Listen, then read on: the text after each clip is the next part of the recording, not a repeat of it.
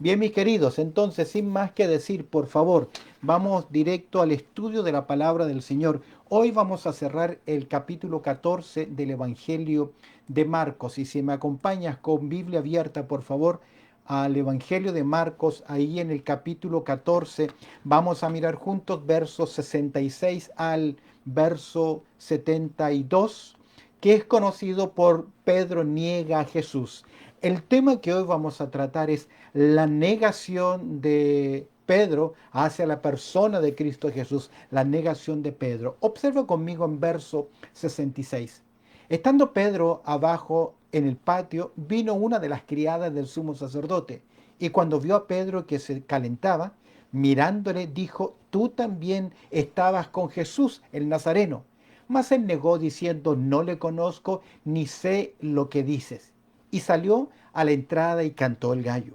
Y la criada, viéndole otra vez, comenzó a decir a los que estaban allí: este es de ellos. Pero él negó otra vez. Y poco después los que estaban allí dijeron otra vez a Pedro: verdaderamente tú eres de ellos, porque eres Galileo, y tu manera de hablar es semejante a la de ellos. Entonces él comenzó a maldecir y a jurar: no conozco a este hombre de quien hablas o habláis. Y el gallo cantó la segunda vez. Entonces Pedro se acordó de las palabras de Jesús que les había dicho: antes que el gallo cante dos veces, me negarás tres. Y pensando en esto, lloraba. Interesante relato que tenemos en el día de hoy de la palabra del Señor, y vamos a considerar juntos, como les decía, el tema que tiene que ver: Pedro niega al Señor Jesucristo. Es interesante, veo en la narrativa bíblica, en los evangelios, y veo también en Pedro. Recuerda que el Evangelio de Marcos, en cierta forma, es una copia, es un escrito de los relatos de Pedro a Juan Marcos, o Marcos el escritor, y él va relatando este Evangelio en cierta forma desde la perspectiva de Pedro. Pero veo también en este relato mucha sinceridad.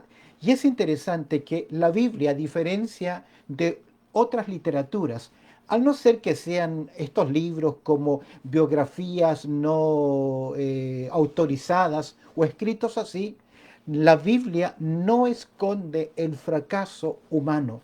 A diferencia de una autobiografía, de alguna literatura, por lo general se trata de omitir los fracasos personales. Y esto hace que la palabra de Dios sea única y sea diferente, porque no esconde los fracasos humanos. Tampoco están puestos para ser exhibidos, sino que el pueblo del Señor entiende que estos relatos están ahí para ejemplos a evitar, para cosas que debemos aprender. Es lo que vemos, por ejemplo, en 1 Corintios capítulo 10, cuando el apóstol Pablo narra 5 fracasos de la nación de Israel, casi todos ellos escritos en el libro de Números, y es para enseñarnos, para darnos ejemplo. Y me llama mucho la atención que durante esta noche, esa noche de cena de Pascua, esa noche de Jesús que se ha reunido con sus discípulos, por un lado tenemos a Judas, un traidor; por otro lado tenemos a Pedro, quien le negaría; y por otro lado tenemos a los discípulos que huirían de aquel momento cuando el Señor Jesucristo es arrestado. Y mientras Jesús es juzgado falsamente, tanto en la casa de Anás como Caifás, el Evangelio de Juan nos narra que Jesús es presentado luego de ser tomado como un reo, como prisionero, es presentado en la casa de Anás y luego comparece ante Caifás, que es el relato de Marcos. Y les decía en el estudio anterior que Marcos se concentra en la segunda parte de este arresto y de este falso juicio. Algo importante a notar: la casa de Anás y Caifás era una sola casa, una gran casa rectangular con un patio central donde se les permitía a familias, varias familias, en este caso la familia de Anás, quien había sido el sumo sacerdote por muchos años, y ya tras 15 años atrás, el que ejerció alguno de sus hijos, ahora finalmente estaba en el sacerdocio principal su yerno llamado Caifás. Quiero que observemos el relato de la negación de Pedro y saquemos algunas verdades importantes. Lo primero que tenemos que ver es que Pedro, el relato previo al arresto de Jesús. Y quiero hacer dos menciones en versos 29 al 31 y luego el verso 54. En primer lugar, al mirar el primer punto que tiene que ver con Pedro, relato previo al arresto del Señor Jesús, vemos en verso 29 el anuncio de Jesús antes del arresto. Dice el verso 29, entonces Pedro le dijo, recuerda el contexto de Jesús le dice, ustedes van a oír, herirán al pastor y las ovejas serán esparcidas. Entonces Pedro le dijo, aunque todos se escandalicen, yo no.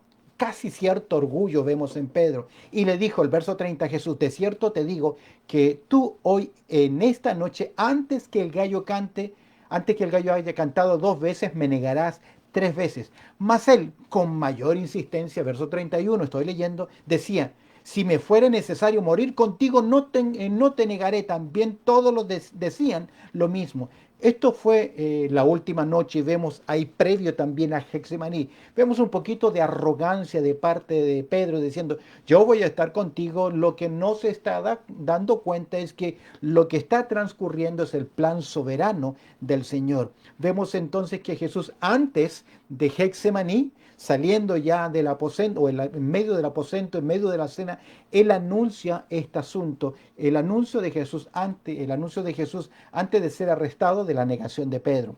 Vemos en verso 54 lo siguiente, el accionar de Pedro después del arresto. Y Pedro le siguió. Esto es, toman a Jesús, ya Judas ha traicionado con un beso, eso todo fue el plan que tiene Judas con el Sanedrín para identificar a Jesús de noche en el huerto de Getsemaní, aquel que yo le dé un beso en la mejilla. Mencionábamos en nuestro estudio anterior que hay diferentes lugares o motivaciones con respecto a un beso dentro de la comunidad hebrea. Podía ser en las manos, en los pies, en parte de la vestimenta, pero el beso en la mejilla era un beso muy cercano, de mucha amistad, de mucha familiaridad, de mucha cercanía. Y es por eso que Jesús le dice, con un beso me traicionas.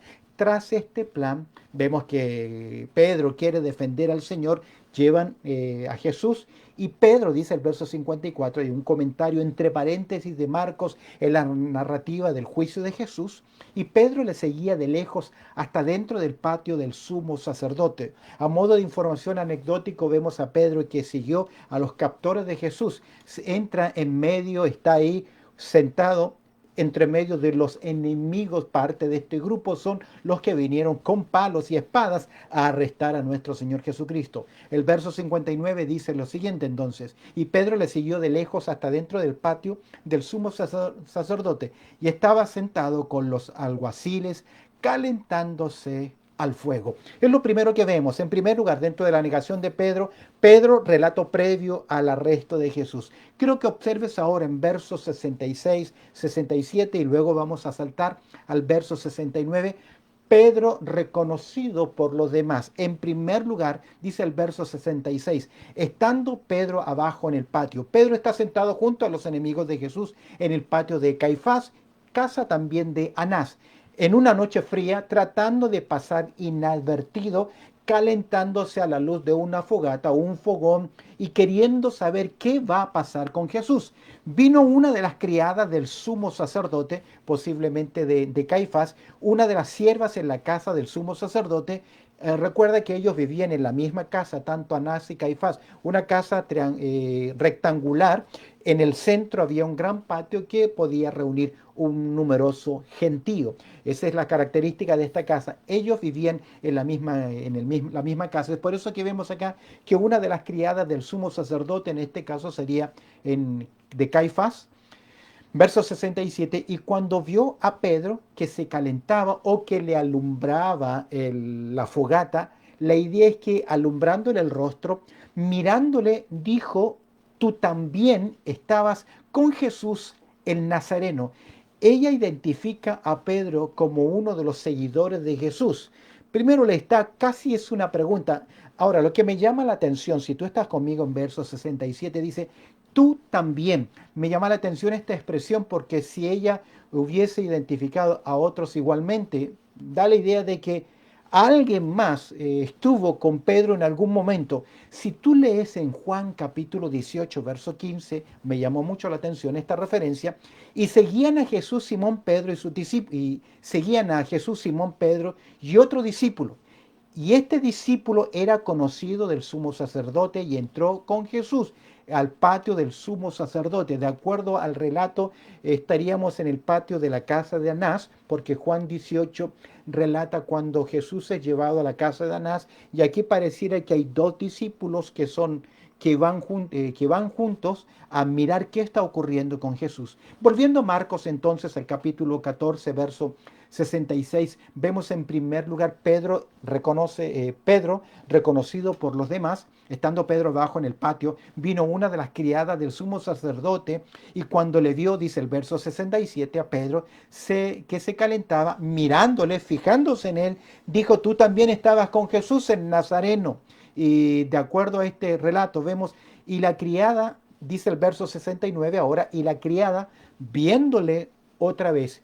La primera declaración lo reconoce y es como una pregunta. El verso 69, la idea y la criada viéndole otra vez, nuevamente la criada identifica, ya no es una forma de interrogación, sino que ahora es una forma de identificación y comenzó a decir a los que estaban allí, este es de ellos. Entonces ella le reconoce, ya sea porque estuvo presente cuando vienen a arrestar a Jesús y Pedro reacciona y defiende a Jesús cortándole la oreja a Malco, o si bien Jesús estuvo muy activo en esa última semana en el templo y es posible que esta criada reconociese el rostro de Pedro. Y ella comenzó a decir a los que estaban allí, a los demás, a los alguaciles, al grupo del gentío que había arrestado a Jesús. Ella estaba ahí y le dice, miran, ese es uno de ellos, estaba con Jesús, yo lo reconozco, es uno de los que estaba con Jesús. Observemos ahora, hemos visto Pedro, el relato previo al arresto. Hemos visto Pedro reconocido por los demás, lo reconoce la muchacha dos veces y lo va a reconocer también el gentío. Veamos cómo Pedro reacciona frente a la identificación. Recuerda que el Señor le ha dicho, me vas a negar tres veces antes que el gallo cante. Marcos anecdóticamente hace mención de antes que el gallo cante dos veces, pero no los otros evangelistas. Observe conmigo, Pedro reacciona frente a la identificación. Y lo primero que vamos a ver tiene que ver con el él va a desmentir a la declaración, verso 69. Él va a desmentir, observa, más él negó diciendo, no le conozco, ni sé lo que dices. Según algunos comentaristas, esta es una expresión cultural de su época que significa ni entiendo de lo que estás hablando. Como hoy nosotros decimos, qué sé yo, no sé lo que tú estás diciendo. Mas él, vemos acá que él desmiente en primer lugar y salió a la entrada, es decir, se para salir de la puerta hacia la calle, del patio hacia la calle, hacia el exterior. Y salió a la entrada, es decir, para salir a la calle por la puerta que le habían dejado pasar al patio desde el principio. Y Marcos dice lo siguiente, y cantó el gallo. Comparando otras versiones, me di cuenta que la nueva versión internacional no aparece este primer canto del gallo que hace mención Marcos.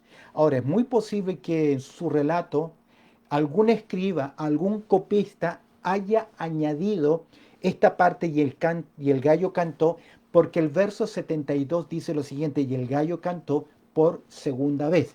Quiero hacer notar que si la primera vez si es, no podemos cuestionar. Nosotros hemos recibido un documento, hemos recibido la palabra de Dios y la recibimos como palabra de Dios, pero sí quiero hacer notar que a pesar de que Marcos menciona y el gallo cantó, este caso por la primera vez, o Pedro bien, no escuchó, no prestó atención, pero este primer cántico no produjo absolutamente nada en la conciencia de Pedro, completamente inadvertido. ¿Qué vemos entonces tras la acusación de la muchacha dos veces y luego que también el gentío parte de ese grupo que estaba calentándose juntamente con él, comienzan a observarlo y reconocer que Pedro es uno de los discípulos de Cristo. No simplemente desmiente, sino que Pedro en verso 70 desniega, pero él negó otra vez por designio, eh, por desnegar, quiero decir, contradecir a algo o a alguien o en lo que se dice o lo que se propone. No simplemente desmiente, no es cierto, sino que ahora él va a denegar, desniega la declaración. En este punto vemos un exceso de orgullo de parte de Pedro. La primera vez fue sorprendido y lo niega, pero aquí casi es intencional. Vemos acá que intencionalmente él comienza a negar o desniega, mejor dicho, la acusación. Pero él, dice el verso 70, él negó otra vez. Y vemos acá, en cierta forma, el orgullo de Pedro. ¿Y por qué digo el orgullo de Pedro? Recuerda las palabras del Señor, recuerda lo que el Señor ha advertido, recuerda dónde está Pedro y ya ha mentido una vez. Y vemos acá, basado en su orgullo, él no quiere ser reconocido. Hay temores, por supuesto, y vamos a mencionar tal vez el temor principal de Pedro en estos momentos. Pero quiero hacer citar lo siguiente. En Proverbios capítulo 16, el verso 18, la palabra del Señor dice así: antes del quebrantamiento es la soberbia, y antes de la caída, la altivez de espíritu. Como comenta John MacArthur, dice lo siguiente, abro comillas: se jactó demasiado, escuchó muy poco, oró poco, actuó muy rápidamente y llegó demasiado lejos. Es lo que comenta MacArthur. Pedro deliberadamente está mintiendo. Ya no es de forma sorpresiva, como la primera vez, sino que él es un desniego cobarde, ya que hay más testigos ahora. Dice el texto, verso 70, pero él negó otra vez y poco después, no nota el tiempo, lo que está transcurriendo acá, según algunos comentaristas, ese despacio de 2 horas entre que se presenta ante Anás, luego ante Caifás, primero ante Caifás o luego ante Anás o ante Anás y Caifás, los relatos, hay que armonizar los 4 evangelios. Muy poco después, algunos mencionan un par de horas, no lo sabemos con exactitud, pero el tiempo pasó. Los que estaban, dice el texto, Marcos 1 y Marcos capítulo 14, verso 70, y los que estaban allí dijeron otra vez a Pedro, notas el énfasis otra vez a Pedro: ah, sí, verdaderamente tú eres de ellos. Es posible que sea parte, este grupo, los que están ahí, sean parte de la turba que arrestó al Señor Jesucristo. Leo Juan capítulo 18, verso 26. Dice Juan capítulo 18, verso 26, uno de los siervos del sumo sacerdote, pariente de aquel a quien Pedro había cortado la oreja, le dijo: ¿no te vi yo en el huerto con él? Entonces vemos que parte de la turba comienzan a reconocer. Pongamos en escenario las cosas. Cuando arrestan a Jesús, estamos entre medio de una arboleda en el huerto de Hexemaní. Se alumbran solo con antorchas, no hay luces como nosotros tenemos, como las luces que yo tengo acá artificiales, sino que la única luz de artificial sería una antorcha. Hay poca luz y siempre cubierto con sus capas o sus túnicas. No era fácil identificar el rostro, sobre todo en la oscuridad, pero aquí vemos que uno de ellos se identifica nuevamente, dice el texto, y los que estaban allí dijeron otra vez a Pedro: verdaderamente tú eres uno de ellos. Ellos van a dar dos razones de su afirmación. Primero, porque eres Galileo, es decir, del sector del norte de Jerusalén, donde pasó nuestro Señor Jesucristo gran parte también de su formación y de su ministerio. Es por eso que a Jesús se le llama Jesús de Galilea. Y hizo Jesús muchos milagros, y en un momento determinado, después de los 3 años y medio de ministerio, ya a los 3 años Jesús comienza a bajar hacia Jerusalén, preparándose para este momento. Primero, porque eres Galileo. Y en segundo lugar, y tu manera de hablar es semejante a la de ellos. Esto tiene que ver con su acento, su forma de hablar. Muchas veces hemos oído en las aplicaciones: si tú andas con Jesús, vas a hablar como Jesús, vas a ser como Jesús. Es cierto, esa parte de transformación del carácter de Cristo en nosotros es obrado por la palabra de Dios. Pero este texto no está afirmando que Jesús hable igual que Pedro hable igual que Jesús porque estuvo tiempo con Jesús. Más que nada, el énfasis tiene que ver a su forma de expresarse, como en algunos de nuestros países, los de algún sector, los del sur, en mi país no siempre hablan como el de la capital, o el del norte no habla como el de la capital. Viví años en Argentina y los acentos por las provincias son fuertemente marcados. Un salteño, un mendocino con uno de Córdoba, son acentos fuertemente marcados. Y aquí vemos que por el acento, por su forma de hablar, se identifican con él. ¿Cómo lo oyeron? Porque Pedro primero desmiente, luego él desniega su relación con Jesús, y finalmente no simplemente desmiente, desniega, sino que él finalmente difama su conclusión. Observa verso 71, él difama. Entonces él comenzó, observa el texto, a maldecir y a jurar. Esta es la última negación y va a ser la más vehemente, posiblemente motivado, escúchame bien, por el temor de ser arrestado, al igual que Jesús su maestro. Él comienza a mentir bajo juramento. El maldecir acá es, en nuestras palabras castellanas, es una anatematizar, que significa excomulgar, condenar, reprobar a una persona o a una cosa. No es que está diciendo maldiciones o que está diciendo malas palabras, sino que anatemizar significa excomulgar o hacer condena o reprobar a una persona, una cosa o algo, diciendo, no, yo no tengo nada que ver con él o con ese. Es una especie de difamación. No conozco a este hombre de quien habláis. Observa la forma de expresarse de su maestro, de su salvador, de su Señor. No conozco a este hombre de quien habláis. Esta es una declaración que resonó por todo el patio. Casi él grita, no conozco a este hombre de quien habláis, y lo estoy diciendo bajo un juramento de separación, que como diciendo, si no es cierto lo que estoy diciendo, que ahora mismo me caiga un rayo. No conozco a este hombre de quien habláis. Esta declaración resonó fuertemente en todo el patio como una fuerte afirmación. Yo no tengo nada que ver con él. Como comenta MacArthur nuevamente, él dice lo que comenzó con una reacción instintiva a la indagación de una criada se había convertido en una diatriba premeditada de engaño dogmático, de deslealtad, enfatizada con maldición y también con juramento. Él está dando una diatriba, un discurso o una propuesta injuriosa, censura a algo o a alguien. En cierta forma, estas palabras son de censura. Yo no conozco a tal persona, no tengo nada que ver con él, no sé de qué me están acusando. ¿Qué pasa entonces con Pedro en este momento? ¿Qué ocurre? Porque tras esta última, que es la tercera negación, cuando él dice fuertemente, no conozco a este hombre de quien habláis, esa declaración difamadora, verso 72 nos hace ver que él se acuerda de algo.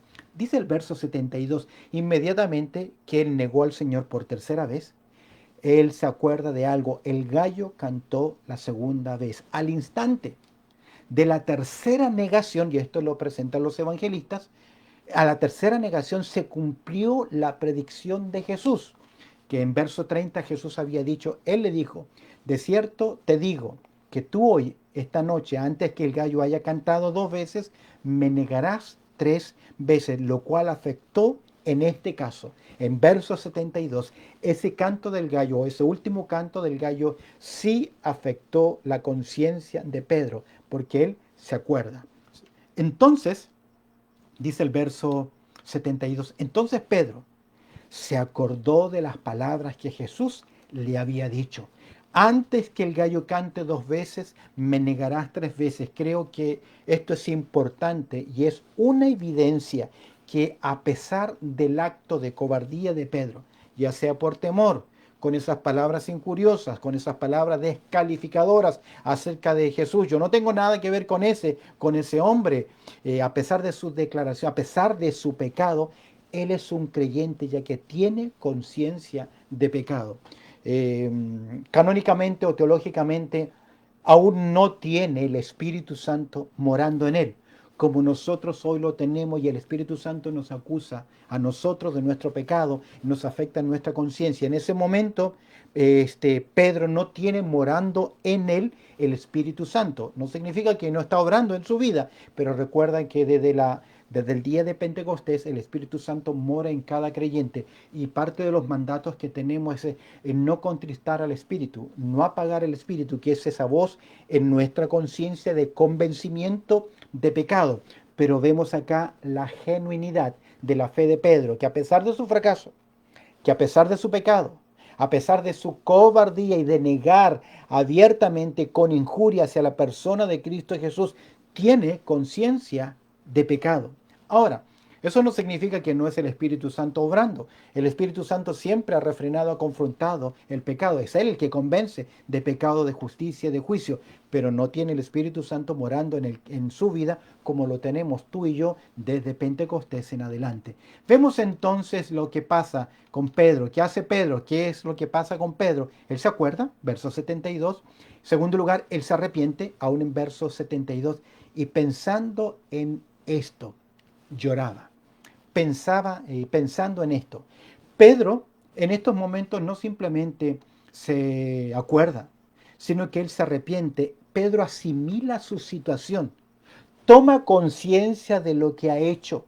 Recuerda las palabras del Señor que le dijo: antes que el gallo cante me habrás negado 3 veces. Recuerda el fracaso espiritual de Pedro, que cuando debía estar orando, velando, estando atento en oración, y Jesús le dice: velad y orad porque a la verdad el espíritu está dispuesto, mas la carne es débil. Fue tremendamente tentable y cayó Pedro de esta manera. Y pensando en esto, lloraba. El término acá es sollozar, lloros profundos.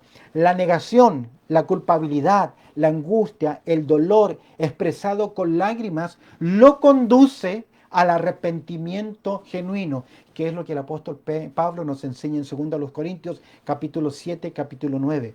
Y hay una diferencia entre el remordimiento y el arrepentimiento. Aunque ambos puedan tener lágrimas, el arrepentimiento conduce a un cambio de vida, porque la palabra arrepentimiento es un cambio de mentalidad. El remordimiento también es lágrimas, también es dolor, pero no necesariamente incluye el cambio de actitud, como vemos acá en este fracaso. En este punto, el falso juicio contra Jesús ha concluido y el veredicto de sentencia previo ya está sellado. Están acusando a Jesús por blasfemia y bajo blasfemia, según la ley, Jesús tiene que ser apedreado, es decir, muerto. Es por ello que vemos acá, Lucas dice lo siguiente, y quiero leer Lucas capítulo 22, versos 61 y 62.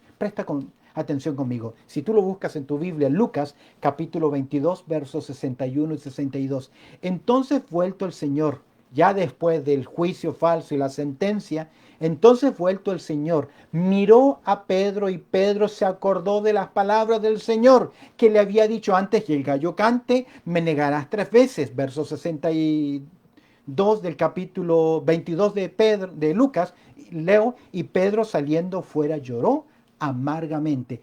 La mirada de Jesús no fue de reproche. Esa mirada, ese cruce de mirada tras la sentencia de Jesús y tras el fracaso de Pedro, esa cruzada de mirada, no fue una mirada de parte de Jesús de reproche o de sentencia. Por el contrario, fue una mirada de compasión a través de los oídos y a través de los ojos, dos áreas de nuestros sentidos. Pedro llegó al convencimiento de pecado, a la conciencia dormida de Pedro de entrar con arrogancia. Una vez sorprendido, no, yo no sé, lo desnegó. Vemos entonces que él desmiente, desniega y difama a la persona de Cristo Jesús cada vez con soberbia, y Dios lo lleva finalmente al quebrantamiento. Pedro llegó a la convicción de pecado, a la conciencia dormida de Pedro, lo cual lo prepararía él para luego ser restaurado y un par de días después ser finalmente comisionado al ministerio pastoral, siendo él el líder principal. Ahora, A simple vista vemos acá un hombre que solamente hay fracasos, pero el Señor le va a encomendar una tarea muy grande. ¿Por qué? Porque a pesar de su negación, a pesar de su pecado, hay conciencia, hay cambio y obraría el Espíritu Santo también en su vida. Esto es para pensar en nosotros, que muchas veces deliberadamente con nuestras acciones, pensamientos, expresiones, negamos la realidad esencial de lo que nosotros somos. A veces con nuestros pensamientos, lo que vemos, lo que hacemos, lo que decimos, las decisiones que tomamos, que por una parte decimos que amamos al Señor, que somos fieles o queremos serle fieles, pero por otro lado nuestras decisiones desniegan ese compromiso o esa convicción. Interesante relato la negación de Pedro.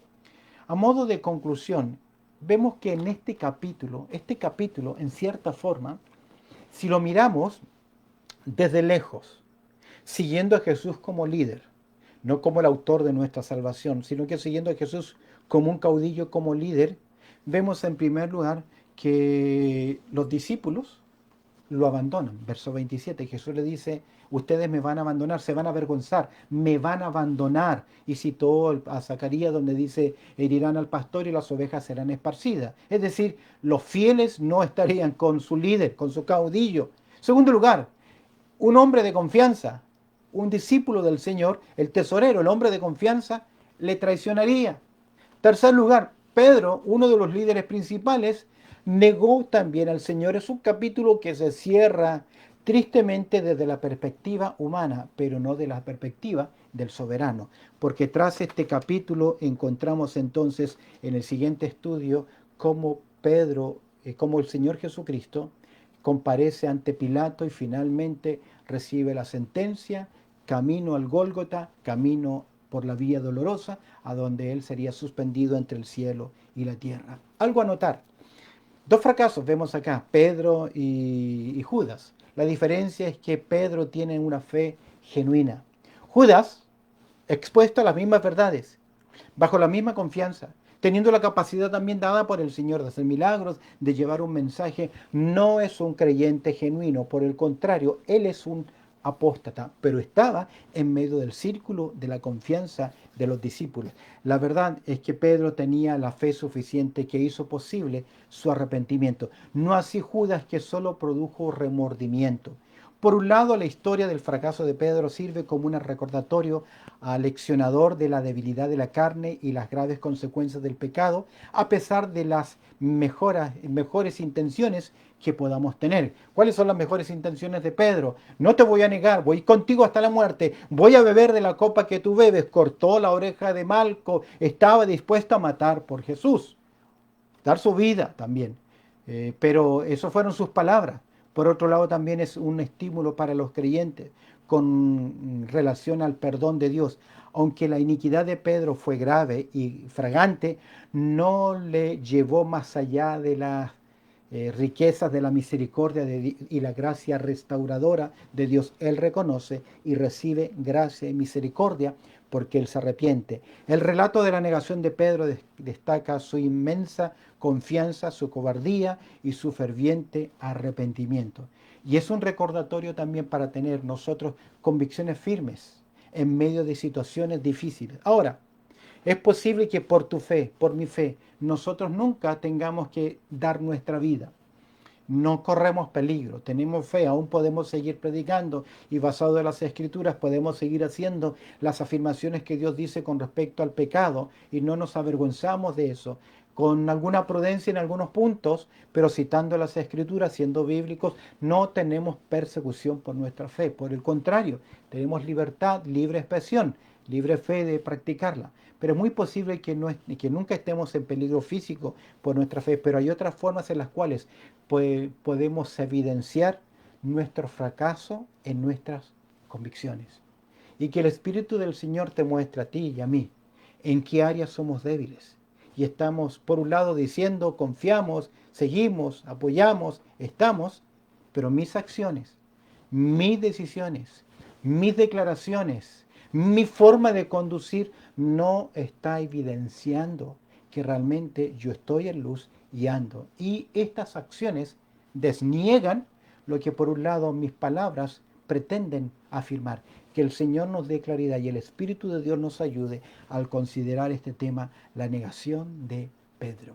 Bendito Padre Celestial, te damos gracias porque tú no escondes los fracasos. Están ahí, son evidentes, pero son también una lección. Oramos, Señor, para que tú nos ayudes en nuestras vidas espirituales. Te pido, Señor, que hoy tu Espíritu Santo, en forma especial, abra los ojos de nuestro entendimiento. Muéstranos lo que no vemos. Y si estamos fracasando, tal vez no a la dimensión tan extrema como Pedro, pero tal vez de nuestros dichos, acciones, palabras, decisiones, lo que estamos omitiendo, lo que no estamos haciendo que es correcto y que es tu voluntad, Señor, que no estamos haciendo, sea una luz en nuestras vidas, en nuestros corazones, para un cambio, al igual como lo hubo en Pedro. En un par de días, Pedro tendría un encuentro muy especial con Jesús y arreglaría todas sus cuentas. Y te pido, Señor, que tú nos ayudes a ser sensible a la voz de tu Espíritu Santo, a lo que nos quieras mostrar. Cuídanos, Señor, de nuestra arrogancia, de nuestras palabras, de nuestra soberbia, porque antes de la caída es la altivez de espíritu, antes del quebrantamiento es la soberbia, y a veces nos escudamos en nuestras palabras, en nuestra sapiencia, en lo que sabemos, y no hay una genuina realidad espiritual y un compromiso en nuestras vidas. Perdónanos, Señor, y ayúdanos a hacer tu voluntad, pues oramos a través del precioso nombre de Cristo Jesús. Amén y amén. Bien, mis queridos, agradecidos al Señor por el día de hoy, por esta linda oportunidad que el Señor nos concede de poder compartir y estar juntos. Y como te decía, hoy día miércoles 30 de noviembre, ya hoy es el último miércoles de este mes, ya estamos a escasos 4 miércoles finales y cerramos este año. Y agradecidos al Señor por su amor, también por su cuidado. Antes de leer los saluditos, quiero recordarles el día de mañana mantenimiento, los hermanos que tienen el tiempo lo pueden hacer. A partir de las 8:30 en adelante estamos ahí en el templo para tener esta área práctica de servicio cristiano. El domingo 10 de la mañana nuestro servicio principal de adoración. Así que agradecidos al Señor. El domingo 18 de diciembre, 10 de la mañana, vamos a tener nuestro programa especial de Navidad, ya que el siguiente va a ser día 25. Así que el domingo 18, para que usted pueda invitar a alguna persona, queremos tener un programa especial ese domingo para recordar el nacimiento de nuestro Señor Jesucristo, mirar primero que nada el relato de las Escrituras. Así que ya saben, orar, mis queridos hermanos, por algunos pedidos. El día de mañana nuestra hermana Elvira González va a ser operada. Si nos estás viendo, Dios te bendiga. Estaremos orando por ti el día de mañana. Sigamos orando por la salud de Enrique y Sara Arauz, que el Señor les cuide. Por mi esposa, la petición de la situación de su trabajo, el hub donde ella trabaja, el alquiler para que lo renueven. Oremos por los hermanos que están viajando, Alicia, Hilda, Jorge y Lorena, por protección del Señor. Hoy comenzaba el tratamiento, sí. Ayer comenzó el tratamiento de Pablo Díaz, el hermano de nuestro hermano Moisés.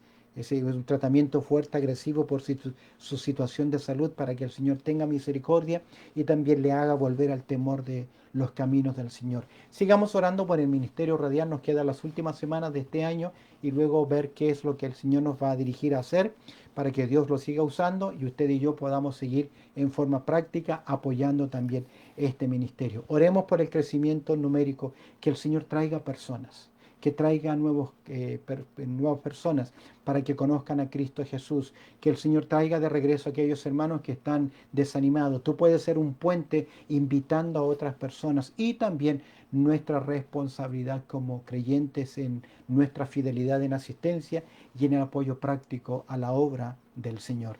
Queremos agradecer entonces algunos saluditos que tenemos acá. Vamos a mirar. Nuestros hermanos Fuentes dicen bendiciones, pastor y hermanos. Nuestro hermano Fernando también nos saluda. Bendiciones a mis amados hermanos. Nuestra hermana Carmen también envía sus saludos en el nombre de nuestro Señor Jesucristo. Nino y Estela dicen bendiciones, queridos hermanos, y gracias, pastor, por compartir la divina palabra. Patricia Sepúlveda nos dice bendiciones, pastor, hermanos en Cristo Jesús. Dios te bendiga. Estamos orando también por ti, Patricia, y esperando en algún momento que también nos visites. Nuestra hermana Guadalupe también envía los saludos a todos, como nuestra hermana Julia. Ella dice, buenas tardes, queridos hermanos, gracias por las oraciones. Sí, estamos orando por usted, querida hermana. Nuestra hermana Estelita dice, por favor, orar por la salud de mi hijo Eduardo en Chile y por mi hija Sania, que también necesita oración por problemas de salud. Así que estemos orando por los hijos de nuestros hermanos. Nuestra hermana Nora, nuestro hermano Néstor envían sus saludos a todos los hermanos. Estamos atentos al mensaje, dice nuestra hermana. Beni Jara dice, buenas noches, pastor y hermanos, al igual que nuestra hermana Emiliana Rosa. Hermanita Emiliana, te hemos extrañado, estamos orando por ti. Al igual que ahí Alicia también nos dice, nos envía su saludo, así que ¿dónde se me fue? Dice, bendiciones, pastor, estamos orando también por ti. De igual forma, por nuestra hermana Felicinda Castillo, José Luis, va nuestro saludo, les hemos extrañado, oramos por ustedes, esperando que el Señor les bendiga y en algún momento les podamos ver. Así que dice nuestra hermana Felicinda, buenas tardes, querida familia en Cristo Jesús, gracias por todas las oraciones por mi familia, Dios les bendiga, seguro que sí, mis queridos, así que amén. Y Alexis también nos da su saludo, dice saludos a todos mis hermanos, bendiciones. Y Román también, que está junto a nosotros, oramos también por ti, dice hola, saludos y gracias por sus oraciones también. Seguro que si bien, mis queridos, sigamos orando también por nuestro hermano Lorenzo y por el grupo que se reúne en el día de mañana, para que el Señor nos cuide, nos bendiga y que el día domingo podamos gozarnos en torno a la palabra, en torno a la presencia y la palabra del Señor. Este domingo entramos a una serie de 3 temas que tienen que ver con la historia de nuestra redención. Vamos a mirar juntos Génesis capítulo 3, verso 14 y 15, lo que es conocido como la primera mención del Evangelio de nuestro y de la venida de un Mesías, de un libertador. Sin más que decir, la paz de Dios sea con sus vidas, el Señor les bendiga mucho y será hasta nuestro próximo servicio. Dios te bendiga y gracias por habernos acompañado.